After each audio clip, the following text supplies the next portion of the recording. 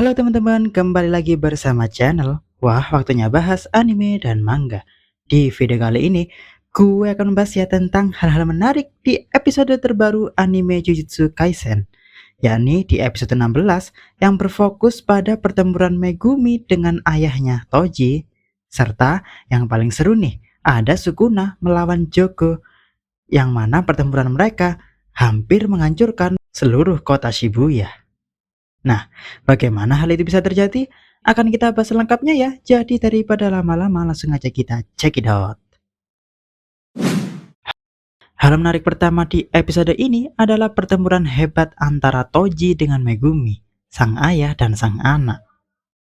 Di awal-awal episode, kita disajikan bagaimana pertempuran Megumi dengan Toji. Akhirnya dimulai ya.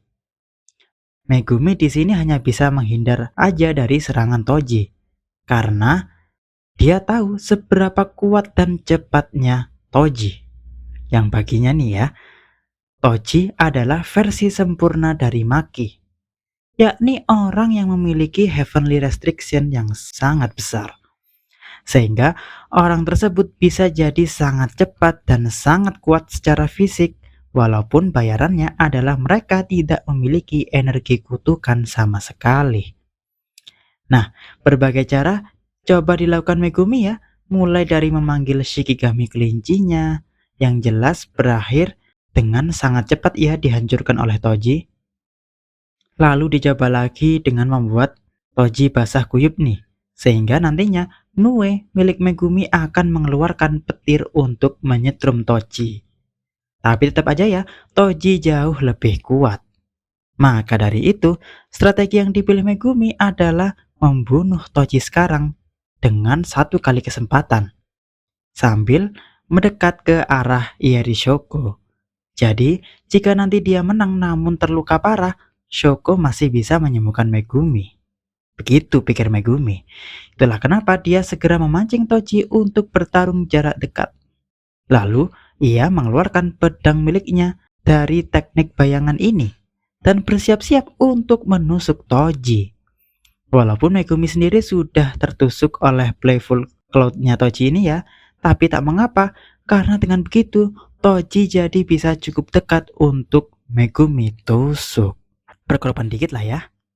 Akan tetapi ketika dia hampir melakukan itu, Toji ternyata mundur setelah melihat wajah Megumi. Kenapa nih? Ya, karena Toji mengingat wajah anaknya dulu yang pernah ia mau jual waktu kecil ke Naobito Zenin. Karena anak tersebut punya kekuatan teknik warisan klan.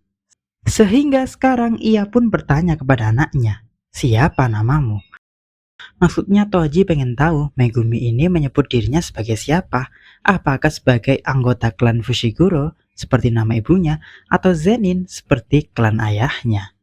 Dan ketika Megumi menjawab bahwa dirinya adalah Fushiguro, Toji pun senang.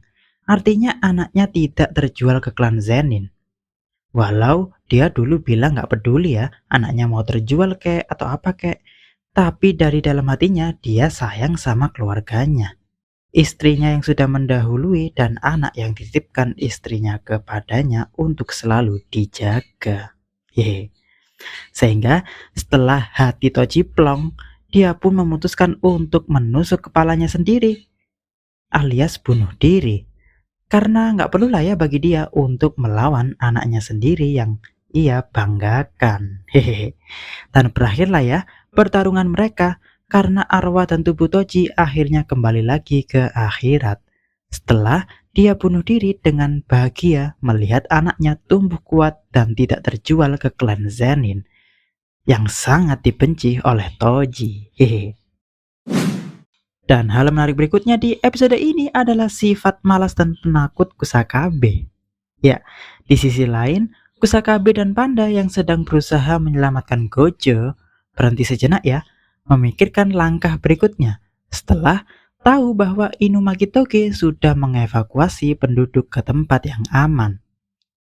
Nah, di sanalah Panda pengen buru-buru ke tempat Gojo.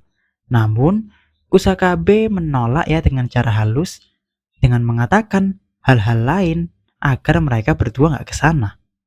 Seperti bilang ada kemungkinan anak kecil yang masih terjebak lah, fokus selamatkan orang lain selain Gojo lah.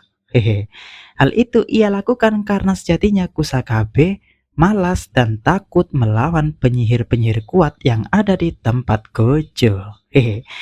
Realistis banget ya nih orang. Siapa juga yang mau store nyawa? Dan pada saat itulah muncul dua penyihir yang merupakan rekan lama Geto asli. Mereka ingin meneruskan tekad Geto.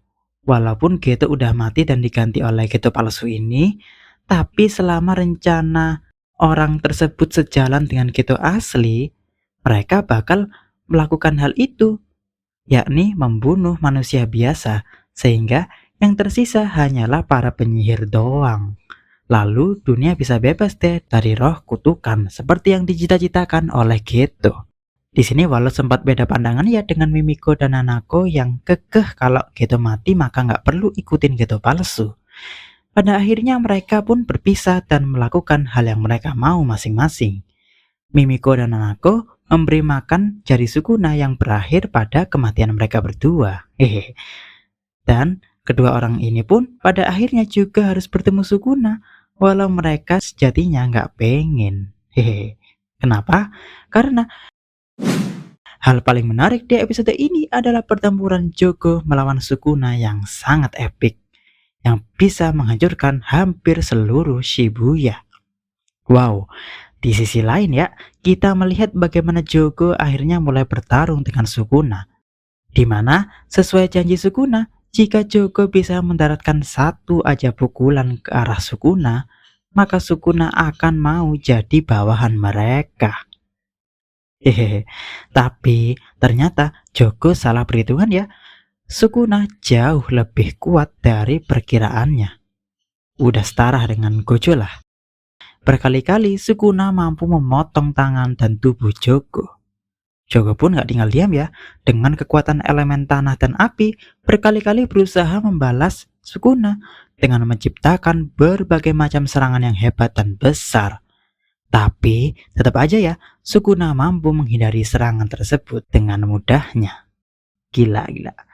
Hingga pada akhirnya, Jogo mengeluarkan teknik meteor yang sangat besar yang bisa mengejar Sukuna kemanapun itu. Nah, di sanalah Kusakabe memperingatkan semua baik lawan atau musuh kalau mereka nggak perlu bertempur lagi. Karena di dekat mereka ada roh spesial yang sedang bertempur.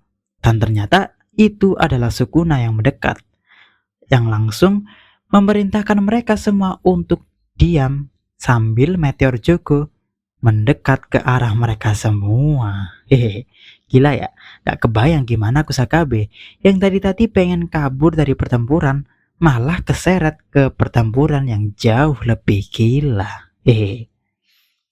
Dan tepat sebelum meteor itu menabrak mereka semua, Sukuna akhirnya memperbolehkan orang di sana untuk pergi. Langsung ya, Panda dan Kusakabe pergi secepat kilat, nggak pengen mati dihantam meteor. Hehe. Termasuk Sukuna pun juga akhirnya pergi ya, tepat sebelum meteor tersebut mengenai tanah.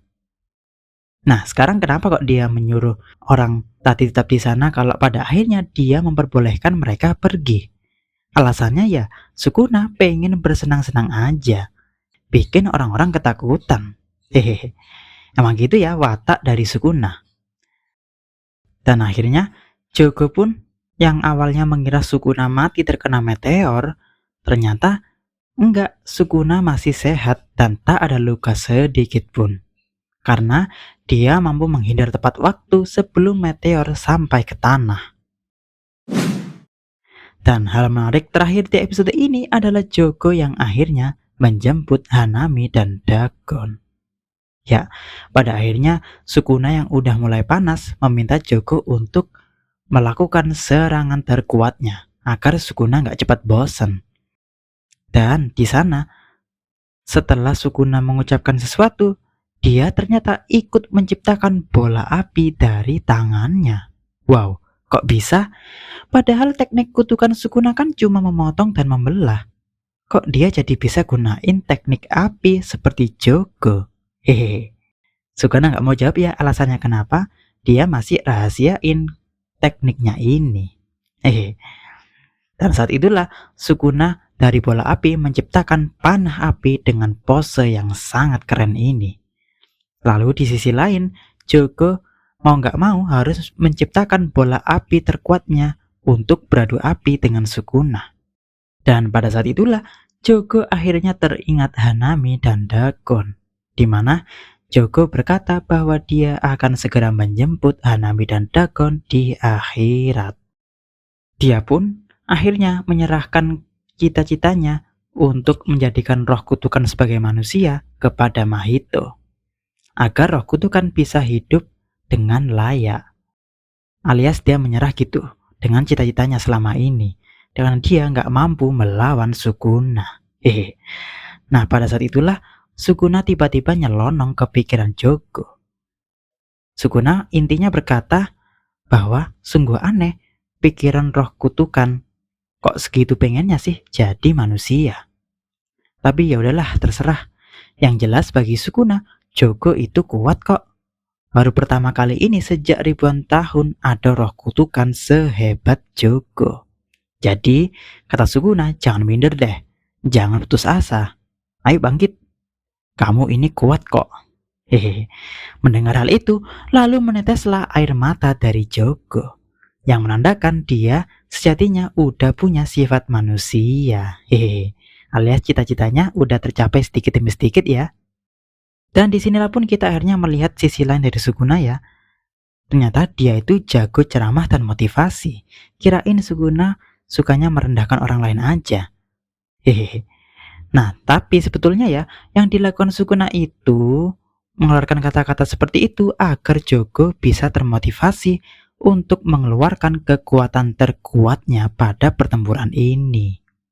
Dan boom, pada akhirnya tetap aja ya Joko harus mati terbakar oleh panah api Sukuna ini. Dan Sukuna masih saja tidak ada luka sedikit pun. Gila-gila, keren banget deh pertempuran mereka berdua. Walau pada akhirnya Sukuna menang, tapi Joko tetap menunjukkan performa luar biasanya. Sekaligus bagaimana dia akhirnya bisa merasakan jadi manusia walaupun cuma sebentar aja. Alias dia udah bisa mencapai cita-citanya. Ya nggak teman-teman? Dan begitulah ya kisah episode ini. Di episode depan kita masih akan melihat pertempuran antara Sukuna, namun kali ini melawan Mahoraga. Nah, siapakah itu? Nggak sabar buat nonton kan ya? Komen di bawah ya. Oke, cukup sampai di sini aja ya pembahasan videonya. Jangan lupa like dan subscribe, serta klik lonceng biar nggak ketinggalan video-video berikutnya. Karena di channel ini masih akan banyak membahas Jujutsu Kaisen maupun anime dan manga lainnya. Jadi, stay tune ya. Terima kasih sudah menonton channel WWBA. Wah, waktunya bahas anime dan manga. Sampai jumpa.